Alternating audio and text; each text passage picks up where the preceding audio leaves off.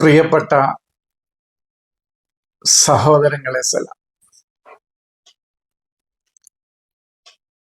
ഇന്ന് ഒരു ഖുർആനിലെ ഒരു വചനത്തിന്റെ വിശദീകരണവുമായിട്ടല്ല ഞാൻ നിങ്ങളുടെ മുമ്പിൽ വന്നിട്ടുള്ളത്. ഇന്നത്തെ നമ്മുടെ വിഷയം ഒരൽപ്പം ഭാഷ പഠിക്കുക എന്നുള്ളതാണ്. ലിസാനുൽ അറബ് പഠിക്കുക ഒരൽപ്പം. ലിസാനുൽ അറബ് എന്ന് പറയുമ്പോൾ നമ്മൾ മദ്രസയിൽ പഠിച്ചിരുന്നത് അലിഫ് ബ ത സ ജീം ഹ ഖ ദാല് ദാല് റാ, അങ്ങനെ അൽഫുബായിയാണ് നമ്മൾ പഠിച്ചിരുന്നത്. എന്നാൽ ഈ ലിസാനുൽ അറബിന്റെ ക്രമം എന്തല്ല, അങ്ങനെയല്ല. ലിസാനുൽ അറബിന്റെ ക്രമം അബ് ജദ് ഹ. ഹ എന്ന് പറയുന്ന അവസാനത്തെ നമ്മൾ ഹ വാവ് ഹ യാ എന്ന് പറയുന്ന ആ ഹ, ഹവസ് സ. പിന്നെ ഹുത്തി ഹ, ജിം ഹ എന്ന് പറയുന്ന ഹ, ഹുത്തി ത്വാ, ഹുത്തി കലമൻ. സീന് സ ഫസ് സ്വാദ് സ ഫസ്. ഖറശത്ത് ഷീന് ഖറശത്ത്. സഹിദ് ലളിഹ് അവസാനം വൈന്. ഇങ്ങനെയാണ് അതിന്റെ ക്രമം. പ്രത്യേകം ശ്രദ്ധിക്കുക. ഇതിൽ രണ്ടിലും ഒരുമിച്ച് വരുന്ന അക്ഷരമുണ്ട്. ഈ അലിഫ് ബ ത സ എന്ന് നമ്മൾ പഠിച്ചതിലും അബ്ജദി എന്ന് പറയുന്ന ഈ ക്രമത്തിലും ഒരുമിച്ച് വരുന്ന അക്ഷരങ്ങളുണ്ട്. അത് കെ കാഫ് ലാമ് മീമ് നൂന്, KLMN എന്ന് ഇംഗ്ലീഷിൽ പറയും. അത് ഒരുമിച്ച് വരുന്നതാണ്. എന്നാൽ ഇംഗ്ലീഷിൽ വേറൊന്നും കൂടി ഒരുമിച്ച് വരുന്നുണ്ട്. ഖറശത്ത് എന്ന അബുജദില് QRST എന്നുള്ളത് അതിൽ വരുന്നുണ്ട്. എന്നാൽ അൽഫുബായിൽ അത് കാഫ് റാവ് ഷീന് താവ് ഒരുമിച്ചല്ല വരുന്നത്. ഷീന് താവ് ഒരുമിച്ചല്ല. അത് സീന് ഷീന് വേറെ, ഫാവ് കാഫ് വേറെ, റാവ് സാവ് വേറെ. അത് നിങ്ങൾക്ക് അറിയാലോ. അതൊന്നും അത്ര താഴെ വന്ന് പഠിപ്പിക്കേണ്ടതില്ല. എന്നാൽ KLMN എന്നുള്ളത് കലമൻ എന്ന അറബിയിലുള്ള കലമനാണ് KLMN.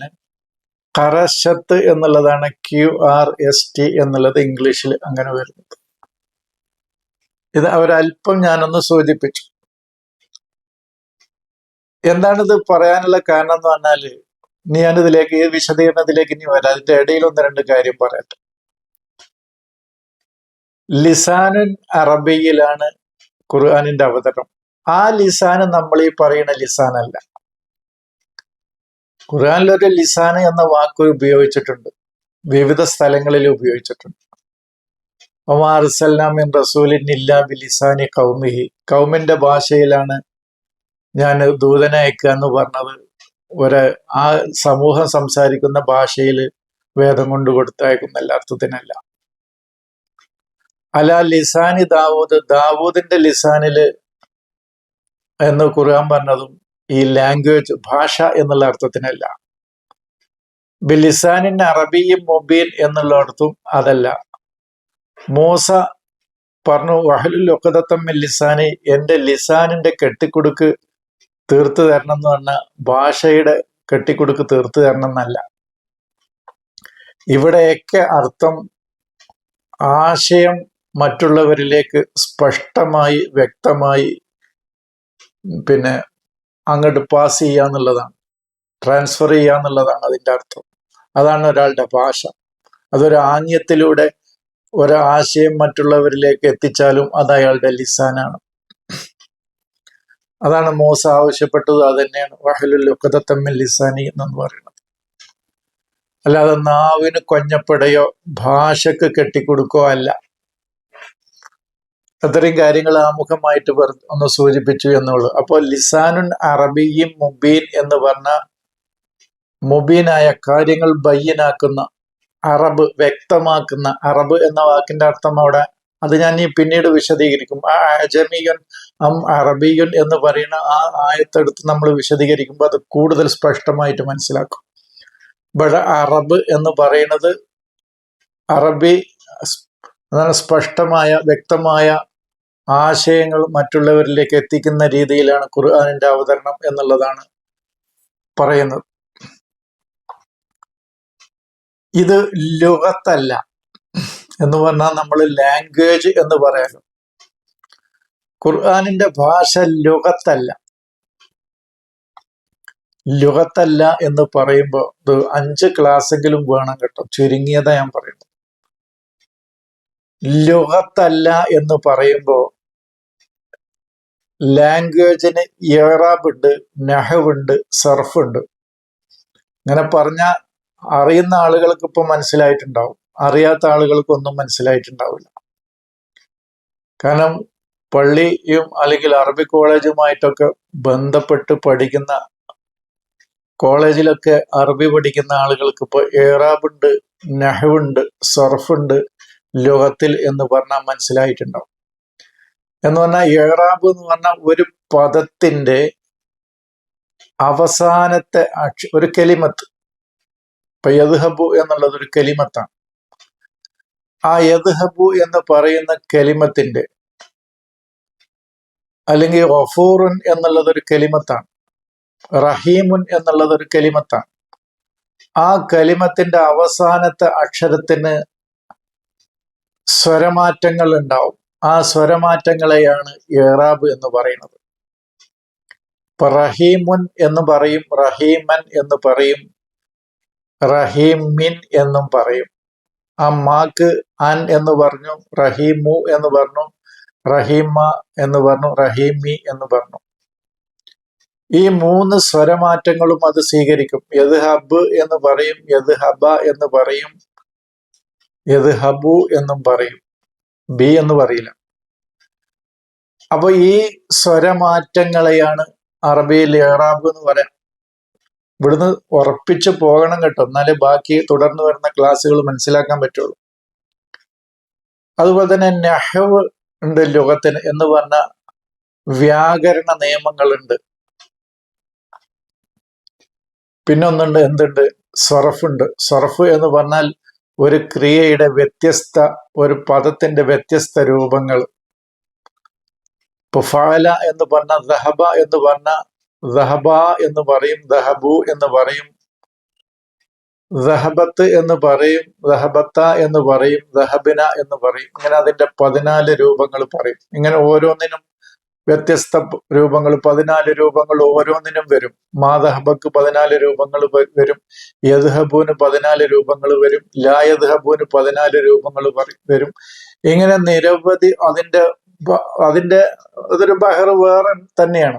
അങ്ങനെ ഒരു സർഫ് എന്നാണ് അതിന് പറയാം. അങ്ങനത്തെ ഒന്ന് ഈ ഖുർആനിന്റെ ഭാഷക്കില്ല. അപ്പൊ നഹ്വില്ല, സർഫില്ല, ഇറാബില്ല. ഇത് ആശയങ്ങളാണ് ഇതിലെ അക്ഷരങ്ങൾ ഓരോന്നും പറയുന്നത്.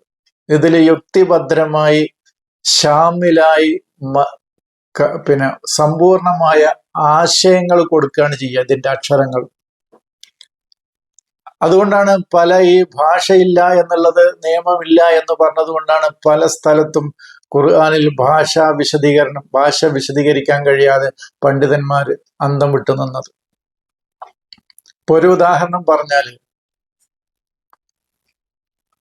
ഇന്നല്ലദീന ആമനു വല്ലദീന ഹാദു വന്നസാറ വസ്സാബിഈന എന്നൊരു ആയത്തിലും മറ്റൊരായത്തിൽ വസ്സാബിഊന എന്നും മറ്റൊരായത്തിലും ഇതേ തന്നെ ഇന്നല്ലദീന ആമനു വല്ലദീന ഹാദു വന്നസാറ വസ്സാബിഈന എന്നും വസ്സാബിഊന എന്നും പറഞ്ഞു. എന്തുകൊണ്ടാണ് ഒരു സ്ഥലത്ത് സാബിഈന എന്ന് പറഞ്ഞത്, മറ്റൊരു സ്ഥലത്ത് സാബിഊന എന്ന് പറഞ്ഞത്? ഭാഷ വിശദീകരിക്കുന്ന ആളുകൾ അവിടെ അന്തം വിട്ട് നിൽക്കുകയാണ് ചെയ്യുന്നത്. അങ്ങനെ 100 കണക്കിന്, 1000 കണക്കിന് എന്നൊന്നും പറയണില്ല, 100 കണക്കിന് സ്ഥലങ്ങളിൽ ഇങ്ങനെ ഭാഷ വിശദീകരിക്കാൻ കഴിയാതെ ഞങ്ങളൊക്കെ അന്തം വിട്ടു നിന്നിട്ടുണ്ട്. എന്താണ് അവിടെ ഗ്രാമർ പറഞ്ഞൊപ്പിക്കുക? ലൈസൽ ബിർറ അൻ തുവല്ലു വുജൂഹക്കും എന്ന് പറഞ്ഞിട്ട് വൽ മൂഫൂന ബിഅഹ്ദിഹിം ഇദാ ആഹദു വസ്സാബിറൂന എന്നാണ് അവിടെ ശരിക്ക് പറയേണ്ടത്. പക്ഷെ അവിടെ വസ്സാബിരീന ഫിൽ ബഅ്സായി വദ്ദറായി എന്നാണ്. അപ്പൊ മൂഫൂന എന്നതിലേക്ക് അത്ഫ് ചെയ്ത് പറഞ്ഞ ഭാഷാപരമായിട്ട് വസാബിറൂന എന്നാ പറയേണ്ടത്. അവിടെ വസാബിരീന എന്നത് എന്തുകൊണ്ട് പറഞ്ഞു എന്ന് പറഞ്ഞാൽ അവിടെ ഭാഷ വിശദീകരിക്കാൻ കഴിയില്ല. അപ്പൊ ഖുർആൻ ഒരു ഏറാബ് വിശദീകരിക്കുന്ന ഗ്രന്ഥമല്ല എന്നർത്ഥം. അവിടെയൊക്കെ ആശയങ്ങളാണ് വിശദീകരിക്കുന്നത്. അതൊക്കെ പിന്നീടുള്ള നമ്മൾ തുടർ ക്ലാസ്സുകളിലൊക്കെ അതെന്തുകൊണ്ട് അങ്ങനെ പറഞ്ഞു എന്നുള്ളത് നമ്മൾ വിശദീകരിക്കും. വൽ മുഖീമീന സ്വലാത്ത എന്ന് പറഞ്ഞത് എന്തുകൊണ്ടാണ്? ബാക്കിയൊക്കെ വാവിട്ട് പറയുമ്പോൾ അവിടെ മാത്രം എത്തിയപ്പോൾ വൽ മുഖീമീന സ്വലാത്ത എന്ന് എന്തുകൊണ്ട് പറഞ്ഞു? മുഖീമൂന സ്വലാത്ത എന്ന് പറയാതെ അവിടെ ഏറാബിന്റെ തലത്തിൽ നിന്നുകൊണ്ട് അതിനെ വിശദീകരിക്കാൻ കഴിയില്ല. അത് ഖുർആൻ പറയുന്ന വിശാലമായ ആശയത്തിന്റെ തലത്തിലേക്ക് വന്നാലേ അത് വിശദീകരിക്കാൻ കഴിയുള്ളൂ. അലൈഹുല്ലാഹു എന്ന് പറഞ്ഞാൽ എന്തുകൊണ്ടാണ് അല വന്ന ഹീ എന്നല്ലേ വരേണ്ടത്? അലൈഹില്ലാഹു എന്നല്ലേ പറയേണ്ടത്? അലൈഹു എന്ന് എന്തുകൊണ്ട് ഹ പറഞ്ഞു എന്നുള്ളത് ഭാഷ വിശദീകരിക്കാൻ കഴിയില്ല. അതിനെ ആശയപരമായി വിശദീകരിക്കാനേ കഴിയൂ. ഞാൻ ഇങ്ങനെ നൂറുകണക്കിന് ഉദാഹരണങ്ങൾ ഖുർആനിൽ നിന്ന് എടുത്ത് പറയാൻ നമുക്ക് കഴിയും. അപ്പൊ ഇത് അങ്ങനെ ലുഗത്തല്ല എന്ന് പറഞ്ഞപ്പോ മനസ്സിലായോ? ഇറാബില്ല, നഹ്വില്ല, സർഫില്ല എന്നാണ് അതിന്റെ അർത്ഥം. ഇതില് ആശയങ്ങളാണ് വിശദീകരിക്കുന്നത്. ഒരു രണ്ടക്ഷരങ്ങൾ കൊണ്ടാണ് അത് അതിന്റെ അസല്, അതിന്റെ വേര് രണ്ടക്ഷരമാണ്. ആ രണ്ടക്ഷരങ്ങളിൽ കൂടി വരുമ്പോ അത് അർത്ഥങ്ങൾ കൂടി വരിക ചെയ്യുക, ആശയങ്ങൾ കൂടി വരിക. അത് ഈ ഭാഷക്ക് മാത്രം, ഈ ലിസാനുൽ അറബിനും മാത്രമുള്ള ഒരു പ്രത്യേകതയാണത്. വേറൊരു ഭാഷക്കും ലോകത്തൊരു ഭാഷക്കും അങ്ങനത്തെ ഇല്ല.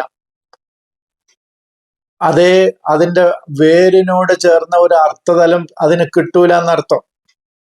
ഇപ്പൊ ഗോഡ് എന്ന് ഇംഗ്ലീഷിൽ പറഞ്ഞ ദൈവം അള്ളാഹു എന്നാണ്. പക്ഷെ അതിനോട് ഒരു ഓ കൂടിയ ഗുഡ് എന്നാ വരിക അതിന്റെ ഇടയിൽ. പക്ഷെ ഈ ഗോഡും ഗുഡും തമ്മിൽ ഒരു ബന്ധമല്ല അർത്ഥത്തില്. എന്നാ അറബിയിൽ അങ്ങനെയല്ല. അറബിയില് റബ് എന്നുള്ള വാക്ക് അതിന്റെ അസല്, അതിനോട് ഒരു ഭാവം കൂടിയ ഈ റബ്ബ് എന്നുള്ള ആ വളർച്ച, പുരോഗതി എന്നുള്ള അർത്ഥത്തിൽ മാറ്റം വരൂല. റിബ എന്ന് പറയുമ്പോഴും അതിൽ മാറ്റം വരൂല. റബുവ എന്ന് വേറെ കുറച്ച് അക്ഷരങ്ങൾ കൂടി അതിനോട് ചേർന്ന് വരുമ്പോൾ മാറ്റം വരൂല. ആ അടിസ്ഥാന അർത്ഥത്തിൽ നിന്ന് മാറ്റം വരൂല. കുറച്ച് ആശയങ്ങൾ കൂടി അതിനോട് ചേർന്ന് വരിക ചെയ്യാം. എൻ്റെ അറിവിൽ, എൻ്റെ പഠനത്തിൽ അത് ഈ ലിസാനുൽ അറബിന് മാത്രമുള്ള ഒരു പ്രത്യേകതയായിട്ടാണ് ഞാൻ കണ്ടിട്ടുള്ളത്. ഇത് ഇങ്ങനെ പറയുകയാണെങ്കിൽ ഒരുപാട് പറയാൻ. അപ്പൊ ലുഗത്തല്ല എന്ത്? ഖുർആനിന്റെ ഭാഷ ലുഗത്തല്ല. അറബിയിൽ ലുഗത്ത് എന്ന് പറയാം. ലുഗത്തിൽ നിന്ന് മാറി നിൽക്കാനാണ് മോമിനീങ്ങളെ കുറിച്ച് പറഞ്ഞിരിക്കുന്നത്. വല്ലത് അൽ മോമിനീങ്ങൾ അനിൽ ലഹ്വി മുഹരിളൂൻ എന്നാ പറഞ്ഞത്. അവര് ലുഗത്തിൽ നിന്ന് മാറി നിൽക്കും. അതാണ് ലഹവ് എന്നുള്ളത്. ലഹവിൽ നിന്നാണ് ലുഗത്ത് ഉണ്ടാകുന്നത്. ആ അനിൽ ലഹവി മുഹരിളൂൻ എന്നാണ്. അതിൽ നിന്ന് അവര് മാറി നിൽക്കും എന്നാണ് പറയുന്നത്.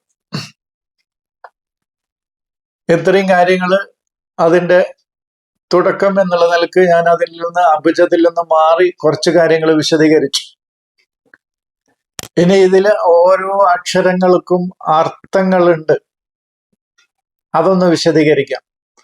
ഇപ്പൊ ആ എന്നാണ്, അലിഫ് എന്നുള്ളതാണ് ഒന്നാമത്തെ. അബ്ജദ്, ഹവസ്, ഹുത്തി, കലമൻ, സഅഫസ്, ഖറശത്ത്, ഫ, ഖ, ല, ഫഹിദ്, ലളിഹ്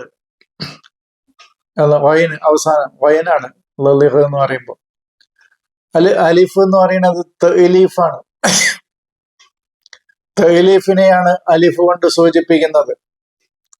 തഅലീഫ് എന്ന് പറഞ്ഞപ്പോ അറിയാത്ത ആളുകൾക്ക് അറിയില്ല. എന്താ ഇപ്പൊ മാഷ് അലിഫ് എന്ന് പറഞ്ഞാൽ തഅലീഫാണ് എന്ന് പറഞ്ഞു, പക്ഷെ അതിന്റെ അർത്ഥം ഞങ്ങൾക്ക് മനസ്സിലായില്ല എന്ന് പറഞ്ഞാൽ കോർത്തിണക്കുക, ഒരുമിപ്പിക്കുക, അവരിൽ ഉൽഫത്ത് ഉണ്ടാക്കുക, സ്നേഹം തആലുഫ് ഉണ്ടാക്കുക, ഇണക്കമുണ്ടാക്കുക എന്നൊക്കെയാണ് അതിന്റെ അർത്ഥം.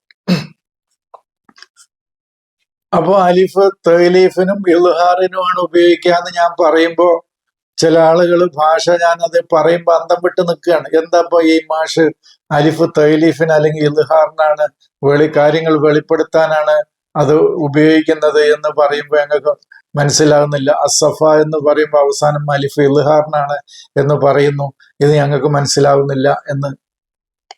അതാണ് ഈ ഒരു ഭാഷയുടെ ഒരു അടിസ്ഥാനം ഒന്ന് അറിഞ്ഞിരിക്കൽ നിർബന്ധമാണെന്ന് തുടർ പഠനങ്ങൾക്ക് ഞാൻ മനസ്സിലാക്കുന്നത്. ഇനി അബുജദില് ബ ആണ് പിന്നെ അടുത്തത്. അത് ബയാനിനെയാണ് സൂചിപ്പിക്കുന്നത്. ബയാൻ എന്ന് പറഞ്ഞാൽ മനസ്സിലായിട്ടുണ്ടാവില്ല. ബയാൻ എന്ന് പറഞ്ഞാൽ കാര്യങ്ങൾ ബൈൻ ചെയ്യാം, വേർതിരിച്ച് വ്യക്തമാക്കി വിശദീകരിച്ചു കൊടുക്കുക. അതാണ് ലറബ എന്ന് പറയുമ്പോൾ ലാ ലിയാനാണ്, റാ റുയത്തിനാണ്, ബാ ബയാനാണെന്ന് പറയുമ്പോൾ ആൾക്ക് മനസ്സിലാകണില്ല. അടിക്കുക എന്നോ തല്ലുക എന്നോ വെട്ടുക എന്നോ അതിനർത്ഥമല്ല. ആ അക്ഷരങ്ങൾ ചേർന്ന് വരുമ്പോ പിന്നെ ബയാനു റുയത്താണ് എന്നുള്ളത് നമ്മൾ പറയുമ്പോൾ ആളുകൾക്ക് അന്തം വിട്ട് നിൽക്കുകയാണ്. എന്താണ് ഈ മാഷ് പറയണത് എന്ന് പറയുന്നത്. അപ്പൊ അതാണ് നമ്മൾ അതിന്റെ അസലിൽ നിന്നാണ് കാര്യങ്ങൾ പഠിച്ച് നമ്മൾ വിശദീകരിച്ച് വരുന്നത്. ഇപ്പൊ ജാ എന്ന് പറയുമ്പോൾ മൂന്നാമത്തെ അക്ഷരം ജാ എന്നുള്ളതാണ്. അത് തജല്ലിയാണ്. തജല്ലി എന്ന് പറഞ്ഞ കാര്യങ്ങൾ വെളിപ്പെടുത്താനാണ്. അതാണ് തജല്ലിയാണെന്ന് പറയുന്നത്. പിന്നെ ദാല് ദലാലത്താണ്, അറിയിക്കുകയാണ്, അറിയിപ്പ്. ദാലി ദലാലത്ത്, കാര്യങ്ങൾ അറിയിക്കാനാണ് ദാലി. അതാണ് ദാല് എന്ന് പറയുന്നത്. ദല്ലാളി എന്നൊക്കെ നമ്മൾ പറയും. സാധാരണ മലയാളത്തിൽ പ്രയോഗിക്കുന്ന ഒരു വാക്കാണ് ദല്ലാളി എന്ന് പറഞ്ഞാൽ അത് അറബിയിൽ നിന്ന് വന്നതാണ്. ഇന്ന സ്ഥലത്തൊരു പെണ്ണുണ്ട്, അല്ലെങ്കിൽ ഇന്ന സ്ഥലത്തൊരു സ്ഥലമുണ്ട് വിൽക്കാൻ, വീടുണ്ട് വിൽക്കാൻ, ഇങ്ങനെ ഈ പണിയെടുക്കുന്ന ആളെയാണ് അവര് ദല്ലാളി എന്നാ പറയാം. കാര്യങ്ങൾ മറ്റുള്ളവർക്ക് അറിയിച്ചു കൊടുക്കുന്ന പണിയാണത്. അതാണ് ദലാലത്താണ്, അറിയിക്കുന്നതിനെയാണ് ദാൽ എന്ന് പറയുന്നത്. പിന്നെ ഹ തീഹിനാണ്. അബ്ജദ് ഹൗവസ്. ഹ എന്ന് പറഞ്ഞാൽ തീഹ്, കാര്യങ്ങൾ വ്യക്തമാകാതെ അന്തം വിട്ട് നിൽക്കുന്ന ഒരവസ്ഥയാണ് തീഹ് എന്ന് പറയുന്നത് ഒരാളുടെ. യത്തീഹൂന ഫിൽ അർളി എന്ന് പറയുന്നത് ഖുർആൻ ഉപയോഗിച്ച വാക്കാണത്. യത്തീഹൂന എന്ന് പറയുന്നത് അതാണ്. ഇനി വാവ് മേറാജിനും ഇർത്തിക്കാവിനുമാണ് വാവ്. ലുഹൂർ, മേറാജ്, ഇർത്തിക്കാവ്, ഈ അർത്ഥതലങ്ങൾക്കാണ് വാവ് വരുന്നത്. മേറാജ് എന്ന് പറഞ്ഞാൽ ഉയരങ്ങളിലേക്ക് കയറി പോകുക എന്നാണ്. അതന്നെയാണ് ഇർത്തിക്കാവ് എന്ന് പറഞ്ഞാൽ പുരോഗതിയിലേക്ക് പോവുക. പിന്നെ സീനത്താണ്, അല്ലെങ്കിൽ സുഹൂറാണ്. സീനത്താണ് കൂടുതലും ഉപയോഗിക്കാറുള്ളത്. അത് ഒന്നിന്റെ ഭംഗി, ഒന്നിന്റെ മോടി, ഒന്നിന്റെ അലങ്കാരം എന്നൊക്കെ നമ്മൾ പറയല്ലോ. അതിനാണ് ഉപയോഗിക്കാറുള്ളത്. അബ്ജദ് ഹൗവസ്. ഹ എന്ന് പറയുന്നത് ഹക്കീക്കത്ത്. അതെല്ലാവർക്കും അറിയാം. ഹക്കീക്കത്ത് എന്ന് പറഞ്ഞാൽ യാഥാർത്ഥ്യം, സത്യം. ഇൽമിനും വഹീന്റെ ഹ എന്നുള്ള ഹ എന്ന് പറയുന്ന അറിവ് എന്നുള്ള അർത്ഥത്തിനും ഉപയോഗിക്കാറുണ്ട് ഹ എന്ന് പറയുന്നത്. അബ്ജദ് ഹൗവസ് ഹുത്തി. ത്വാ എന്ന് പറഞ്ഞാൽ ത്വവിയത്തുൽ അഷ്യാ എന്നാണ്. കാര്യങ്ങൾ ഒന്നിന്റെ ഉള്ളിൽ മൂടിക്കിടക്കുക, അതാണ് ത്വവിയത്തുൽ അഷ്യാ. കാര്യങ്ങളൊക്കെ മൂടിക്കിടക്ക്, പുറത്തേക്ക് അത് ഇപ്പൊ വന്നിട്ടില്ല, അത് ഒന്നിന്റെ ഉള്ളില് മൂടിക്കിടക്കുകയാണ്. അതാണ് ത്വാ എന്ന് പറയുന്നത്. അങ്ങനെ ഇത് ഇപ്പൊ അസലിയായിട്ട് ഇത്രയും കാര്യങ്ങൾ മനസ്സിലാക്കുക. പിന്നെ ഞാൻ ഓരോ അക്ഷരങ്ങളും പറയുമ്പോൾ അപ്പൊ മനസ്സിലാക്കിയാൽ മതി എന്നാണ് എനിക്ക് തോന്നുന്നത്. മുഴുവൻ വേണമെങ്കിൽ തുടർ ക്ലാസ്സുകളിൽ വിശദീകരിക്കാം. അപ്പൊ അതാണ് ഞാൻ തേന് എന്ന് പറഞ്ഞാൽ തേനിൽ നിന്ന് ത്വയറിലേക്ക് എന്ന് പറയുമ്പോ ആ നൂന് അവന്റെ ഉള്ളിലെ ഒരു മനുഷ്യൻ എന്താണോ ആയിത്തീരേണ്ടത്, അവന്റെ ആ ഇൻസാനിയത്തിന്റെ, അവന്റെ നൂനെന്ന് പറഞ്ഞാൽ മക്നൂനാണ്, ഒരാളുടെ കുഞ്ഞിയത്താണ്. ഒരാൾ എന്താണോ ആയിത്തീരേണ്ടത് അതാണ് അവൻ മക്നൂൻ. എന്തായിത്തീരണമോ, ഒരു മനുഷ്യൻ എന്താണ് ആയിത്തീരേണ്ടത്, മനുഷ്യനാകുക എന്നുള്ളതാണ്. അതാണ് അവന്റെ മക്നൂന്. ആ മക്നൂന് അവിടെ ഇവിടെ ത്വയ്യായി കിടക്കുകയാണ്, മൂടിക്കിടക്കുകയാണ് ഇപ്പൊ അവന്റെ ഉള്ളിൽ. അതവൻ അതുവരെ പുറത്തെടുത്തിട്ടില്ല അവന്റെ ഉള്ളിൽ നിന്ന്. അതാണ് തീനിൽ നിന്നാണ് ത്വയറുണ്ടാകുന്നത് എന്ന് പറയുമ്പോ അവൻ അത് പുറത്തെടുത്ത് ആത്മീയജ്ഞാനത്തിന്റെ ആകാശങ്ങളിലേക്ക് പറന്നുയരാണ്. അങ്ങനെ പറത്തി വിടുകയായിരുന്നു ഈസ ചെയ്തിരുന്നത് എന്നാണ്. അതാണ് അതിന്റെ അർത്ഥം. തീനിൽ നിന്ന് ത്വയറിനുണ്ടാക്കി വിട്ടു എന്ന് പറഞ്ഞ. അപ്പൊ ഈ അക്ഷരങ്ങളിൽ നിന്ന് നോക്കൂ, നിങ്ങൾ ആശയങ്ങൾ ഉണ്ടാക്കുകയാണ്. അപ്പോ മആനി ശുമൂലി, വിശാലമായ പൂർണമായ ആശയങ്ങളെ ഉണ്ടാക്കുന്നതാണ് ഈ ലിസാന്. അല്ലാതെ ഇത് ഭാഷാ നിയമങ്ങൾ വിശദീകരിക്കുന്ന ഗ്രന്ഥമല്ല. ചുരുക്കി പറഞ്ഞാൽ അങ്ങനെയാണ് അതിന്റെ അർത്ഥം. അപ്പൊ അബ്ജദ് ഹവസ് ഹുത്തി എന്ന് പറയുന്നത്, ഹുത്തി എന്ന് പറയുന്ന ഇംതിദാദിനും തൻസീലിനുമാണ്. ഇംതിദാദ് എന്ന് പറഞ്ഞാൽ എക്സ്റ്റെൻഡ് ചെയ്യുക, ആശയങ്ങളെ നീട്ടിക്കൊണ്ടുപോകാനും തുടരെ തൻസീൽ അതിനെ നമ്മളിലേക്ക് ഡൗൺലോഡ് ചെയ്യപ്പെടുന്നതുമാണ് അപ്പൊ 10 അക്ഷരങ്ങൾ പറഞ്ഞു, അവിടെ നിൽക്കട്ടെ. ഇനി 9 അക്ഷരങ്ങൾ 20, 30, 40, 50, 60, 70, 80, 90, 100 അങ്ങനെ. പിന്നെ 9 അക്ഷരങ്ങളും, പിന്നെ 200, 300, 400, 500 ഇങ്ങനെ. പിന്നെ 9 അക്ഷരങ്ങൾ, അങ്ങനെ 1000 വരെയാണ് ഇവയുടെ വില. ഇവക്കൊക്കെ വിലയുണ്ട്. ഈ വില അറിയണം, ഈ ഖുർആൻ അറിയണമെങ്കിൽ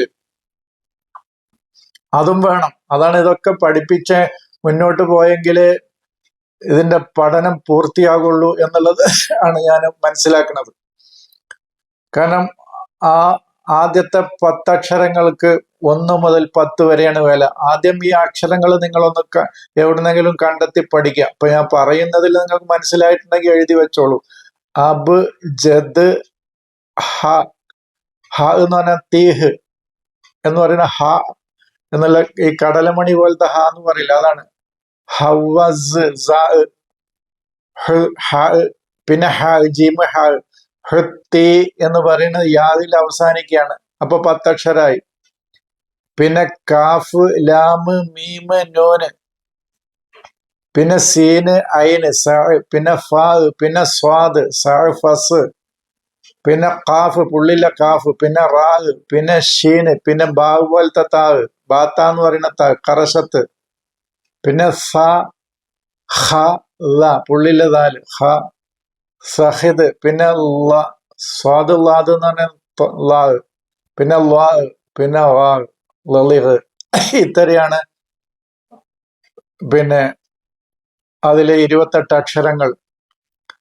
ഇവയുടെ വില നിങ്ങൾ അറിഞ്ഞിരിക്കണം. ആദ്യത്തെ 10 അക്ഷരങ്ങൾക്ക് 1 മുതൽ 10 വരെയാണ് വില. പിന്നത്തെ 9 അക്ഷരങ്ങൾക്ക് 20, 30, 40 അങ്ങനെയാണ് വില കൊടുക്കുക. നൂനിന്റെ വില 50 ആണ്.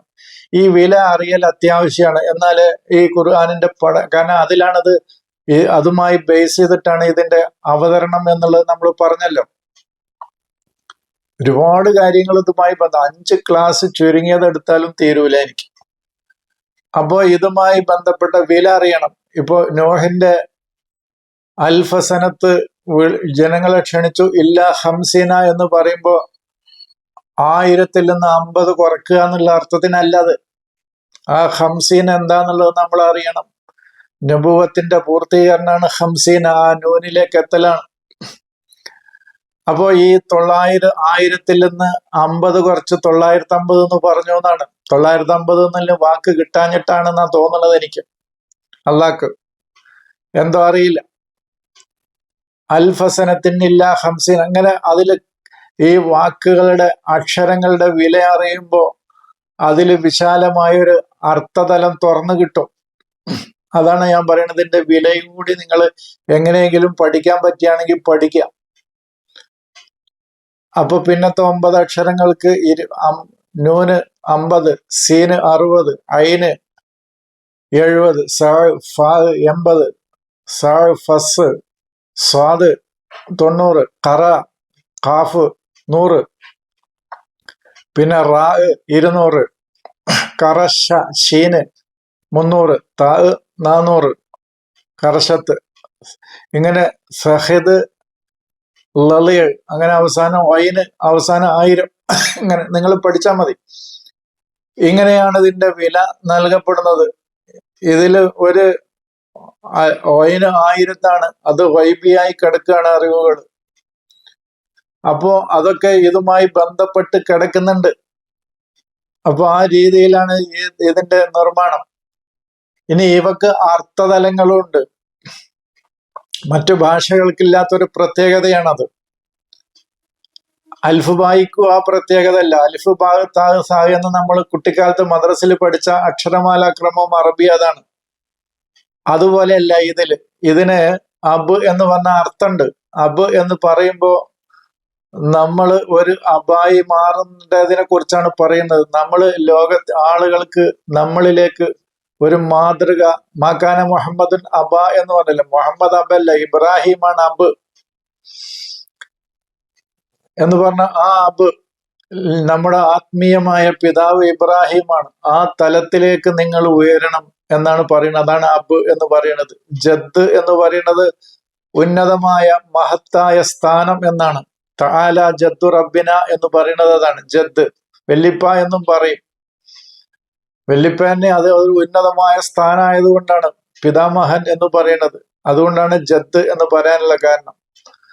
അബും ജദ്ദും നിങ്ങളായിത്തീരണമെങ്കിൽ ഹവ്വ, നിങ്ങളിൽ ഹുവ എന്ന് പറയുന്നത്, ഹുവ ആരാണ്?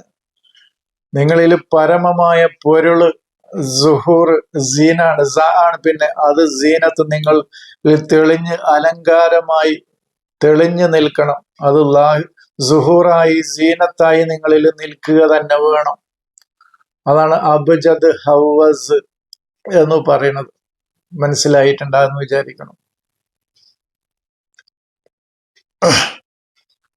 ഇങ്ങനെ ഈ ഓരോ വാക്ക് ഹൃത്തി, അതിന് നിങ്ങൾ എന്ത് ചെയ്യണം? ഇപ്പൊ നിങ്ങളിലുള്ള ഈഗോയെ മുഴുവൻ ഒരു സ്ഥാനത്ത്, മഹത്വത്ത് അവിടെ ഇറക്കി വെക്കണം.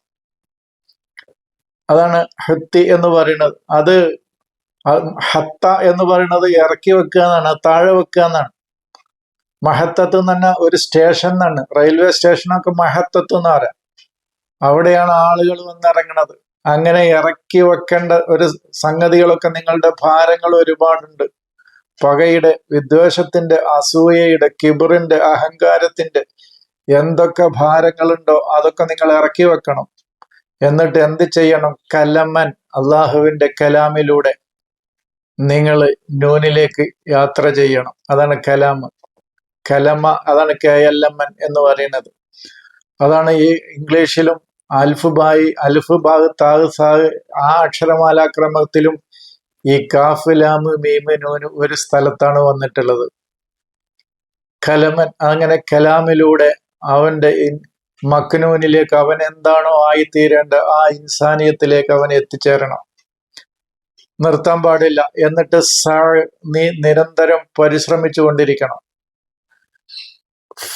അപ്പോൾ സ്വാദ്, നീ സൈദുൽ മഅലൂമാത്ത്, അറിവുകളെ ക്യാച്ച് ചെയ്യുന്ന ആ തലത്തിലേക്ക് എത്തിച്ചേരും. എങ്ങനെയാണ് അതിന്റെ പോക്ക്? അവസാനത്തെ 6 അക്ഷരങ്ങൾക്ക് മാത്രം വ്യക്തമായി അർത്ഥതലങ്ങൾ പറഞ്ഞിട്ടില്ല. അതിനെ റവാദിഫുകൾ എന്നാണ് പറയുന്നത്. അപ്പൊ ഇങ്ങനെ ഇതിന് ഒക്കെ അർത്ഥതലങ്ങളുണ്ട്. മറ്റു ഭാഷകൾക്കൊന്നും ആ പ്രത്യേകത ഇല്ല.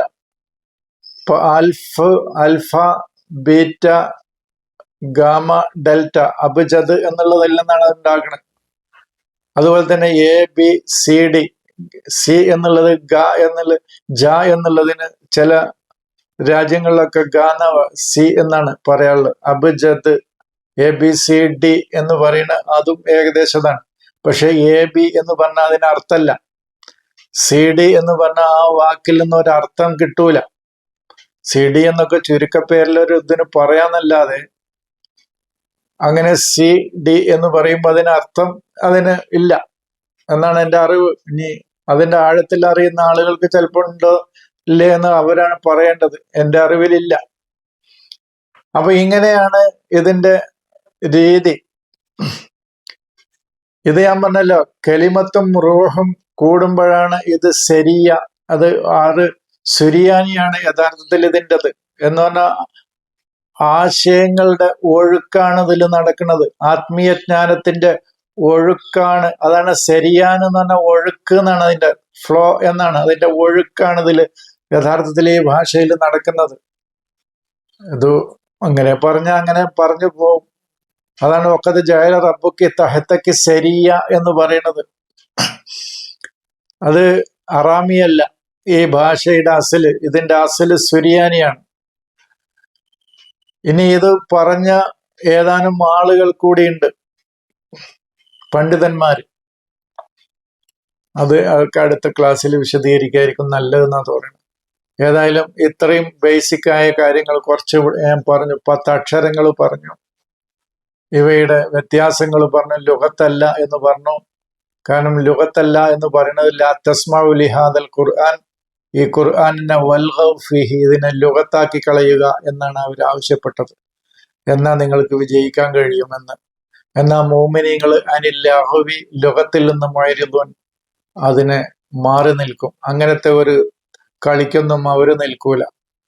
അതിനെ ലുഗത്താക്കി കളിക്കാൻ അവർ നിൽക്കൂല എന്നർത്ഥം. അവര് അതിൻ്റെ വിശാലമായ ആശയങ്ങളിലേക്ക്, അതിൽ അടങ്ങിയിരിക്കുന്ന യുക്തിഭദ്രമായ ആശയങ്ങളിലേക്ക് ആണ് അവര് കടന്നു ചെല്ലുക എന്നാണ് അതിൻ്റെ അർത്ഥം. ഇത്രയും കാര്യങ്ങൾ ഇപ്പോൾ ആമുഖമായിട്ട് അവിടെ ഇരിക്കട്ടെ. ഒരു 5 ക്ലാസ്സെങ്കിലും ഇത് ഞാൻ ചുരുങ്ങിയത് എടുക്കും.